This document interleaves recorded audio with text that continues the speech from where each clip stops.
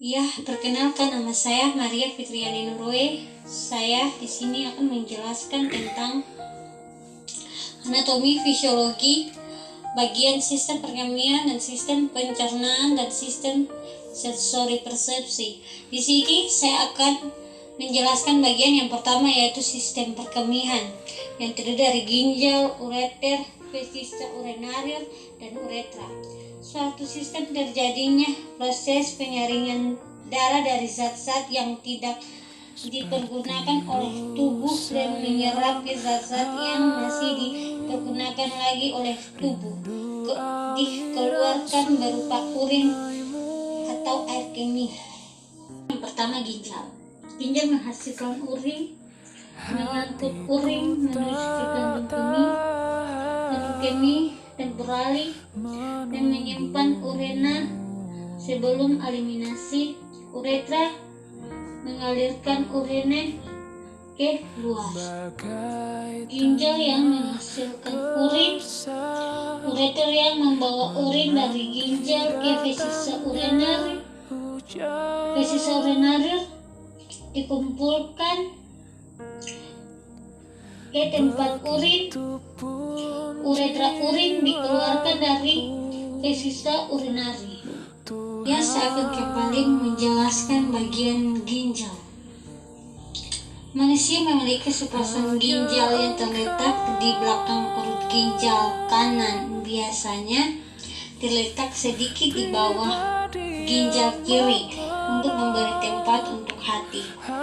Juga bagian atas ginjal terdapat kelenjar adrenal, juga disebut kelenjar supernal. Ginjal bersifat troperistonal, yang berarti terletak di belakang peritoneum yang melapisi rongga abdomen. Kedua ginjal dibungkus oleh dua lapisan lemak perional dan lemak perineal. Bagian struktur ginjal. Bagian yang paling luar dari ginjal disebut konteks. Bagian yang lebih dalam lagi disebut medula. Bagian yang paling dalam disebut pelvis. Ginjal dibungkus oleh lapisan jaringan ikat longgar yang disebut kapsula.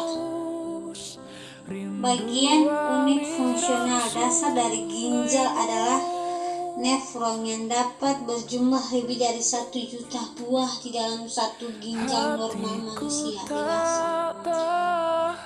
Nefron berfungsi sebagai regulator air dan zat larut, terutama elektrolit, di dalam tubuh dengan cara menyaring darah, kemudian mereabsorpsi cairan dan molekul yang masih diperlukan tubuh.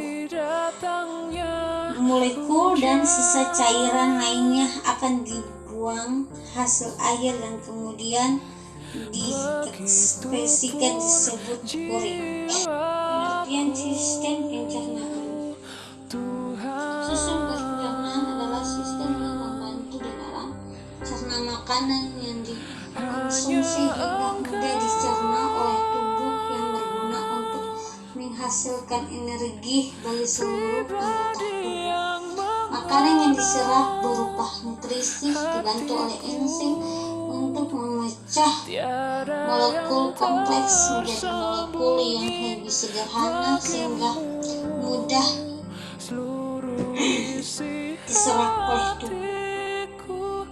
Berikutnya, sistem pencernaan manusia terdiri dari beberapa organ penting yang bertugas untuk mendistribusikan dan mencerna makanan melalui saluran yang kita kenal sebagai saluran pencernaan. Saluran pencernaan adalah saluran yang panjang bermula berkerongkongan lambung, usus halus, usus besar, dan anus. Bagian yang pertama, mulut. Mulut terdiri dari gusi, gigi, mulah, langit-langit keras, lidah, langit-langit lunak. Bisa dikenakan bahwa mulut adalah pintu gerbang dari sistem pencernaan makanan karena menjadi pintu utama utama ketika makanan masuk mulut, berfungsi untuk mengunyah makanan menjadi lebih halus agar lebih mudah ditelan gigi dan kelenjar air liur. Secara mekanik, gigi akan memotong makanan menjadi bagian yang lebih kecil yang kemudian akan dibasahi oleh air liur sehingga memudahkan lidah dan otot-otot lainnya mendorong makanan di dalam tenggorokan atau faring dan melewatkannya ke dalam kerongkongan. Dari mulut, makanan ke lambung.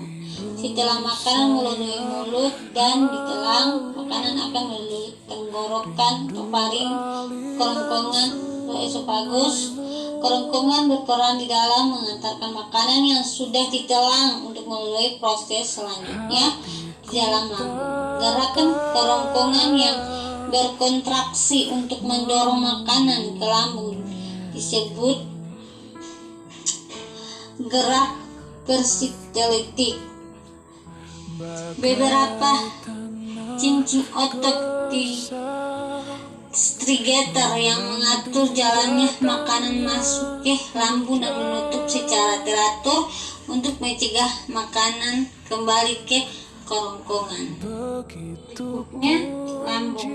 Lambung atau ventriculus mempunyai bentuk seperti kantong yang menggelembung dan berada pada bagian kiri perut. Lambung mempunyai 3 fungsi utama. Yang 4 menyimpan makanan sementara sebelum disalurkan ke organ selanjutnya, memecah dan mengaduk makanan dengan mekanisme gerak persitelitik. 3 mencerna dan menghancurkan makanan dengan bantuan enzim di dalam lambung. Hanya beberapa zat seperti air dan alkohol yang langsung diserap oleh lambung. Zat-zat makanan lainnya harus melalui mekanisme pencernaan di dalam lambung. Berikutnya bagian usus halus. Usus halus berbentuk tabung tipis yang panjangnya 10 meter seperti selang yang digulung, di mana permukaan bagian di dalam penuh dengan tonjolan dan lipatan. Hasil makanan dari lambung biasanya dalam bentuk semih padat atau cimeh. Cimeh inilah yang kemudian dilepaskan secara sedikit demi sedikit melalui otot pleury. Pinster, bagian pertama dari usus halus, disebut duodenum, usus 12 jari. Nah, terdapat 3 bagian utama dari usus halus, yaitu abdomen, usus 12 jari, genum, usus kosong, dan ileum bagian akhir. Usus 12 jari abdomen berperan di dalam proses pencernaan makanan secara kimiawi dengan bantuan geta impedu dan geta pankreas. Selanjutnya makanan akan melalui usus genum untuk membantu proses pencernaan makanan secara kimiawi melalui enzim-enzim yang dihasilkan dinding usus seperti disakaridas seperti malteza, laktasa, dan sukreza, aminopeptidasa, dipeptidasa, serta enterogenasa. Bagian akhir usus halus adalah ileum, yang mana bertugas di dalam menyelesaikan proses penyerapan nutrisi dan menyerap asam empedu untuk dapat didaur ulang lagi. Usus besar. Proses penyerapan dari usus halus yang masih belum maksimal kemudian akan dilanjutkan oleh usus besar. Usus besar terbentuk seperti huruf U yang terbalik, panjangnya sekitar 5-6 meter, yang terdapat dari 3 bagian utama usus besar, yaitu septum, kolon, dan rektum. Rektum berbentuk seperti kantong yang berfungsi menyerap nutrisi yang tidak dapat diserap usus halus. Kolon adalah bagian yang panjang dari usus besar yang berfungsi sebagai tempat cairan dan garam sirap. Rektum adalah bagian akhir dari usus besar. Rektum terhubung langsung ke anus sehingga bagian ini berfungsi untuk dapat menyimpan tinja sebelum dikeluarkan oleh anus. Fungsi utama usus besar adalah membuang air dan garam yang tidak dapat dicerna dan membentuk limbah padat yang dapat dikeluarkan.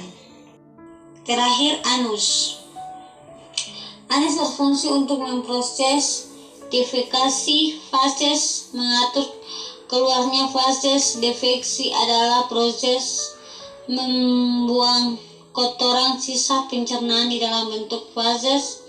Hasil akhir dari sistem pencernaan makanan berupa feses yaitu kotoran. Yang berikutnya lagi saya masuk dengan sistem persepsi sensori yang dimaksud oleh sistem indera dan keseimbangan. Pertama, penglihatan dimaksud oleh mata, pendengaran dimaksud oleh keseimbangan telinga, penciuman yang dimaksud oleh hidung, pengecap yang dimaksud oleh lidah, peraba yang dimaksud oleh kulit. Yang pertama saya masuk dengan indera penglihatan.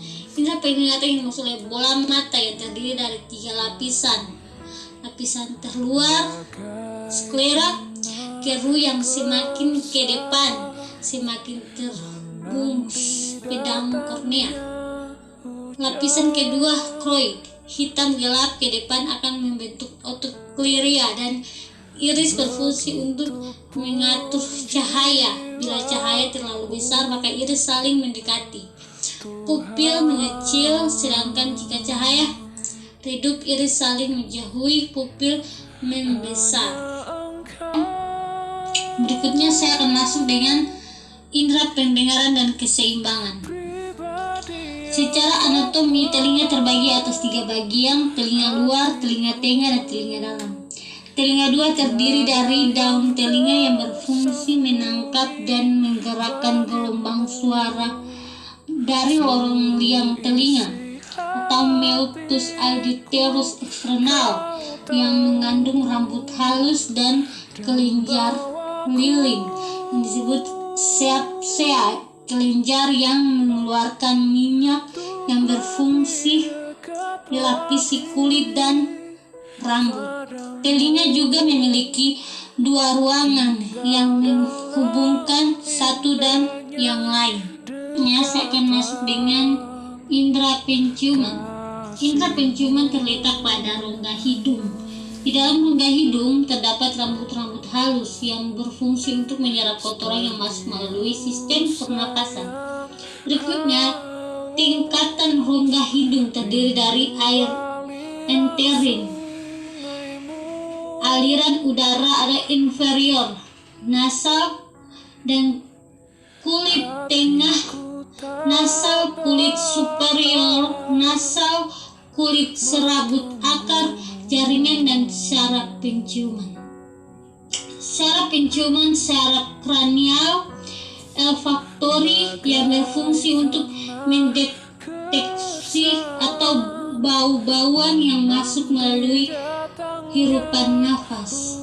Manusia dapat membedakan berbagai macam bau bukan karena memiliki banyak reseptor pembau, tetapi mempunyai suatu kemampuan yang ditentukan oleh prinsip komposisi. Organ pembau hanya memiliki 7 reseptor, namun dapat membedakan 60 aroma yang berbeda. Reseptornya disebut chemoreceptor.